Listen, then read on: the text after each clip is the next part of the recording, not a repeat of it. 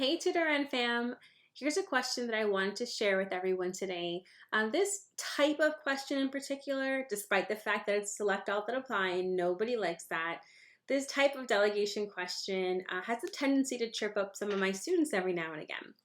So this question, a delegation question, this is what we have here, is part of the management of care category. And that category of questions on the NCLEX is a really large category. And that includes things like delegating and assigning and prioritizing and leadership stuff. So all of those questions we want to be really comfortable in doing, and not even just for the purpose of taking a test, but also in practice. It's really important that we know who to give to who. So this question, let's read it. It says, a registered nurse is planning assignments for 6 clients on a nursing unit. The RN has an RN, a licensed practical nurse, and a nursing assistant on the nursing team. Which of the following clients should the nurse assign to the RN? Select all that apply. So we have A, a client who requires tap water enemas until clear. B, a client with newly diagnosed type 1 diabetes mellitus. C, a client requiring complete assistance with personal care. D, a client with gastrointestinal bleeding and a hemoglobin of 7.3. E, a client who was admitted during the night after an acute asthma attack. And F, a client who has undergone amputation of the right leg and requires a dressing change. So the question is asking us who we are giving to the RN. So we want to know, who do we assign to the RN? Now it tells us all the data here that we have an RN, we have an LPN, and we have a nursing assistant. But we just want to know who we're giving to the RN. And that's really important when you have a question that tells you that you have a whole team available, because that means that you want to give patients to that selected healthcare member that is specific to them, right? So if we look at our answer options here, a client who requires tap water enemas until clear. Can the RN take that patient? Absolutely. But you have an LPN and you have a nursing assistant on your team.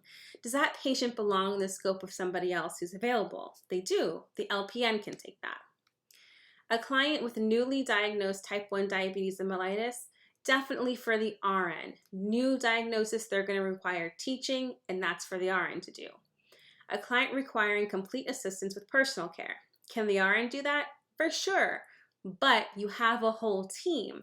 So this means that this patient, it falls within the scope of the NA, so they can take that patient. D says a client with gastrointestinal bleeding and a hemoglobin of 7.3.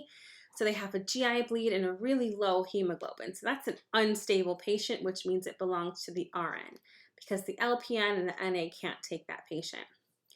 E says a client who was admitted during the night after an acute asthma attack. So this was within 24 hours. It's a new patient. They're having an acute issue.